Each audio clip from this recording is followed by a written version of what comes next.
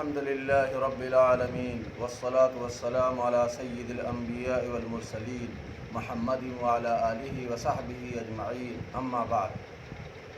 ادھر ٹیلی فون پر لوگ مختلف جگہوں سے سوال کر رہے ہیں کہ اگر لاک ڈاؤن کا سلسلہ اسی طرح جاری رہا تو ہم لوگ عید کی نماز کس طرح پڑھ سکیں گے؟ لوگوں کو عیدین کی نماز سے جذباتی طور پر بہت تعلق ہوتا ہے، اسی لیے سوال بالکل بجا ہے۔ تو عید کی نماز کے سلسلے میں پہلے ہم ائمہ کرام کے جو مسالک ہیں ان کو بیان کر دیتے ہیں۔ عید کے سلسلے میں امام شافعی اور امام مالک رحمہم اللہ کا مسلک یہ ہے کہ یہ دونوں نمازیں سنت ہیں، اور امام احمد ابن حنبل رحمہ اللہ کا مسلک یہ ہے کہ یہ فرض کفایہ ہے، یعنی کچھ لوگ بھی اس کو ادا کر لیں تو سب کی طرف سے نماز کافی ہو جائے گی۔ جہاں تک ہمارے امام ابو حنیفہ رحمہ اللہ کا تعلق ہے تو ہمارے یہاں اس سلسلے میں دو روایات ملتی ہیں۔ ایک روایت میں اس کو سنت مؤکدہ قرار دیا گیا ہے اور دوسری روایت میں اس کو واجب قرار دیا گیا ہے، فتویٰ اس کے وجوب ہی پر ہے۔ تو اس طریقے سے یہ نماز جمعہ کی نماز سے کم درجے کا تعلق رکھتی ہے۔ جمعہ کی نماز کی اہمیت اس سے کہیں بڑھی ہوئی ہے، اس لیے کہ وہ فرض ہے اور یہ واجب ہے۔ واجب کا درجہ کچھ نیچا ہوتا ہے، لیکن جذباتی طور سے مسلمانوں کا عیدین کی نماز سے بہت تعلق ہوتا ہے، اور ایسے لوگ بھی عیدین کی نماز میں آ جاتے ہیں جو پنج وقتہ نماز تو کیا جمعہ میں بھی بلکہ الوداع میں بھی حاضری نہیں دیا کرتے، اسی لیے لوگ اس کے متعلق سوال کرتے ہیں۔ تو ایک بات سمجھ لینی چاہیے کہ عیدین کی نماز کی وہی شرائط ہیں جو جمعہ کی نماز کی ہیں۔ جن جگہوں پہ جمعہ جائز ہے وہاں عیدین بھی جائز ہے، اور جیسے کہ جمعہ کے سلسلے میں بیان کیا گیا کہ اگر مسجد میں نہیں جا سکتے ہیں تو گھر میں دیوبند سے فتویٰ جاری ہوا کہ امام کے علاوہ 3 آدمی اور ہوں تو گھر میں پڑھ سکتے ہیں۔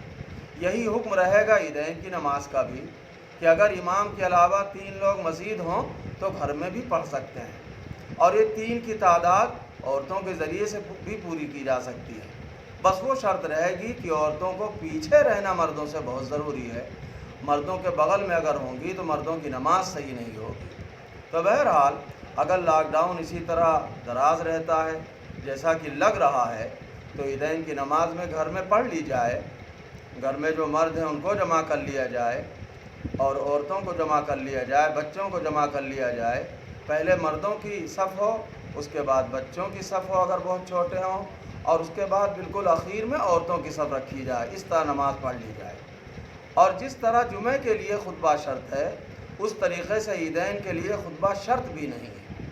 اور ایک فرق یہ بھی ہے کہ جمعے میں خطبہ پہلے ہوتا ہے اور عیدین میں خطبہ بعد میں ہوتا ہے۔ جمعہ کے لیے خطبہ شرط ہے، اگر خطبہ نہ ہو تو جمعہ کی نماز صحیح نہیں ہوتی ہے۔ عیدین میں وہ شرط نہیں ہے، اگر خطبہ نہ بھی ہو تب بھی نماز صحیح ہو جائے گی۔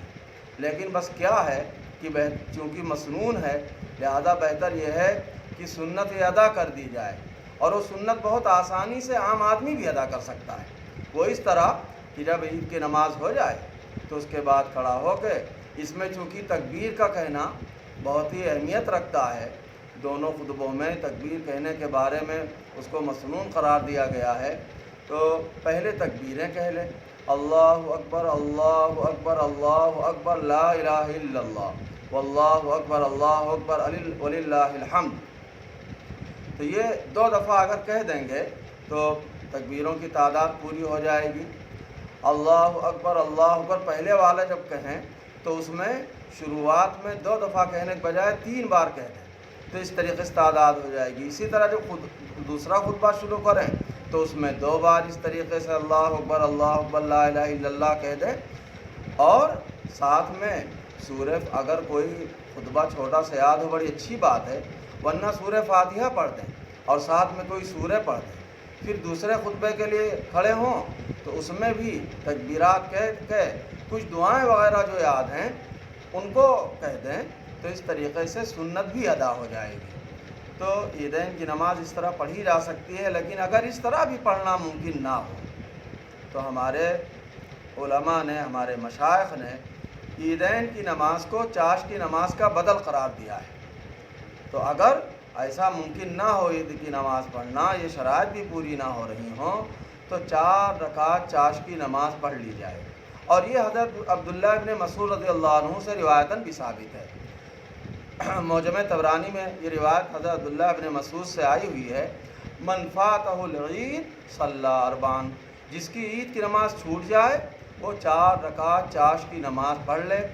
اور یہ بظاہر عیدین کی جو نماز ہے چاش کا بدل ہی ہے، لہذا جیسے جمعہ چھوٹ جائے تو ظہر پڑھا جاتا ہے، ویسے ہی اگر عید کی نماز چھوٹ جائے تو چاش کے ذریعے اس کا بدل ہو سکتا ہے۔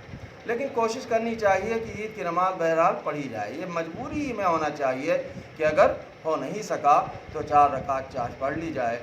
اللہ تعالیٰ سے لگاتار دعا کرنی چاہیے کہ اللہ تعالیٰ اس بیماری سے ہم سب کو نجات دے، اور یہ لاک ڈاؤن ہمارے پر مسلط ہے اس سے نجات دے۔ وآخر دعوانا الحمدللہ رب العالمین۔